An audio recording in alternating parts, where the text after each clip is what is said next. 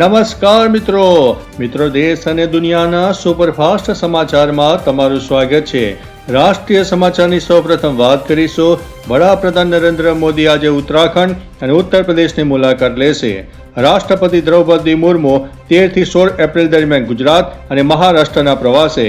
Doctor BR આંબેડકરની જન્મ જયંતિ નિમિત્તે દેશભરમાં ઉજવણીની તૈયારીઓ। દિગ્ગજ ગાયિકા આશા ભોસલેની તબિયત લથડતા હોસ્પિટલમાં દાખલ કરાયા અને તેમનું નિધન થયું છે અને તે પંચમહાભૂતમાં વિલીન પણ થઈ ગયા છે। પીએમએ ચિંતા પણ વ્યક્ત કરી છે। કલ્પક્કમ અને પ્રોટોટાઇપ ફાસ્ટ બ્રીડર રિએક્ટરે ક્રિટિકલી હાંસલ કરી છે। વૈજ્ઞાનિકોને અભિનંદન। ઉપરાષ્ટ્રપતિએ આદિવાસી જીવનના પરિવર્તન પર વિજ્ઞાન અને ટેકનોલોજી કોન્ફરન્સનું ઉદ્ઘાટન કર્યું છે। અન્ય મહત્વના સમાચારની વાત કરીએ તો ક્રાઇમ અને સુરક્ષાની। મોહાલીમાં શોરૂમની બહાર પતિએ સેલ્સ ગર્લ પત્ની પર હુમલો કર્યો છે। સીસીટીવીમાં કેદ થયો છે। 77 વર્ષીય વૃદ્ધ સાથે 1.6 કરોડની ડિજિટલ એરેસ્ટની છેતરપિંડી। દાગીના ગીરવે મૂકવા મજબૂર કર્યા। ગુજરાતમાં જુગારમાં છેતરપિંડીના આરોપસર યુપીના યુવકની જાળ સાથે બાંધીને હત્યા। દિલ્હીમાં પિતાના ઘરે 10 લાખની લૂંટનું નાટક રચનાર પુત્રની પોલીસે કરી છે ધરપકડ। ત્યારે આગળ વાત થશે ભારતમાં આજે મહત્તમ તાપમાન 41 ડિગ્રી અને લઘુત્તમ તાપમાન 27 ડિગ્રી રહેવાની સંભાવના છે। આકાશ ચોખ્ખું અને સૂર્યપ્રકાશ વાળું રહેશે। વરસાદની કોઈ શક્યતા નથી। હવામાં ભેજનું પ્રમાણ 19% રહેશે। બપોરના સમયે ગરમીનો પ્રકોપ વધશે। આગામી અઠવાડિયામાં તાપમાન 44 ડિગ્રી સુધી પહોંચવાની હવામાન વિભાગની આગાહી સામે આવી છે। દક્ષિણ પશ્ચિમ દિશામાંથી 7 માઇલ પ્રતિ કલાકની ઝડપે પવન ફૂંકાશે। અન્ય મહત્વના સમાચારની વાત કરીએ તો અમેરિકાએ ઈરાનના તમામ બંદરોની નાકાબંધી કરવાની જાહેરાત કરી છે। તણાવ ચરમસીમાએ જોવા મળ્યો છે। ઈરાને વળતો પ્રહાર કરતા પર્શિયન ગલ્ફના તમામ બંદરો પર હુમલાની ધમકી આપવામાં આવી છે। અમેરિકી રાષ્ટ્રપતિ ટ્રમ્પ અને પોપ લિયો વચ્ચે યુદ્ધ મુદ્દે શાબ્દિક જંગ ખેલાયો છે। પોપે યુદ્ધ વિરામની કરી છે અપીલ। અન્ય મહત્વના સમાચારની વાત કરીએ તો હવામાન અપડેટ। ઉત્તર ભારતમાં ભીષણ ગરમી અને લૂનો પ્રકોપ રહેશે, જ્યારે કેરળ અને કર્ણાટકના દરિયાકાંઠાના વિસ્તારોમાં ગાજવીજ સાથે વરસાદની શક્યતા છે। આસામ અને મેઘાલયમાં ભારે વરસાદનું ઓરેન્જ એલર્ટ આપવામાં આવ્યું છે। અન્ય મહત્વના સમાચારની વાત કરીએ તો IPL 2026 આજે ચેન્નઈના ચેપોક સ્ટેડિયમમાં ચેન્નઈ સુપર કિંગ્સ અને કોલકાતા નાઇટ રાઇડર્સ વચ્ચે મુકાબલો થશે। મેચમાં MS ધોનીની વાપસીની પ્રબળ શક્યતા દેખાઈ રહી છે। અન્ય મહત્વના સમાચારની વાત કરીએ તો રાષ્ટ્રપતિનો ગુજરાત પ્રવાસ।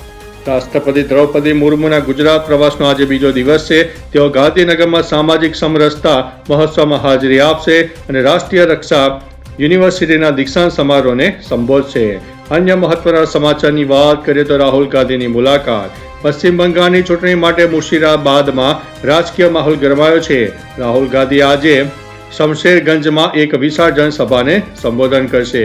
આગળ વાત થશે ભાજપની બેઠક। બિહારમાં નવી સરકારની રચના માટે આજે બપોરે 2 વાગ્યે પટનામાં ભાજપ ધારાસભ્ય દળની બેઠક યોજાશે। કેન્દ્રીય નિરીક્ષક શિવરાજસિંહ ચૌહાણની હાજરીમાં નવા નેતાની પસંદગી કરવામાં આવનાર છે। અન્ય મહત્વના સમાચારની વાત કરીએ તો બિહારમાં રાજકીય ઉથલપાથલ। બિહારના મુખ્યમંત્રી નીતિશ કુમારે સવારે 11 વાગે કેબિનેટની બેઠક બોલાવી છે।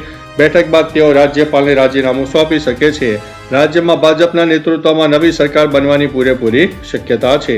અન્ય મહત્વના સમાચારની વાત કરીએ તો ઝારખંડ આરોગ્ય વિભાગ। ઝારખંડમાં 1 ઓગસ્ટથી ડોક્ટરો અને સ્વાસ્થ્ય કર્મીઓએ રજા માટે ઓનલાઈન મંજૂરી લેવી પડશે। બધી જ પ્રક્રિયા હવે ડિજિટલ કરવામાં આવી છે। અન્ય મહત્વના સમાચારની વાત કરીએ તો હરિયાણા નિકાય ચૂંટણી। હરિયાણામાં પંચકુલા, અંબાલા અને સોનીપતમાં 10 મેના રોજ મતદાન થશે। આ માટે અત્યારથી જ આચારસંહિતા લાગુ કરી દેવામાં આવી છે। અન્ય મહત્વના સમાચારની વાત કરીએ તો કોલસા કૌભાંડમાં ધરપકડ। ઈડીએ આઈપેકના ડાયરેક્ટર વિનેશ ચંદેલની કોલસા કૌભાંડમાં ધરપકડ કરી છે। આ કંપની પશ્ચિમ બંગાળમાં ચૂંટણી મેનેજમેન્ટનું કામ જોતી હતી। અન્ય મહત્વના સમાચારની વાત કરીએ તો એરક્રાફ્ટ એન્જિન સેન્ટર। ઉત્તર ભારતમાં પ્રથમ વખત બ્રિટિશ કંપનીના સહયોગથી વિમાન એન્જિન ટેસ્ટિંગ સેન્ટર સ્થાપવામાં આવશે। ત્યારે આગળ વાત થશે આસલા ભોસલેનું અવસાન થયું છે।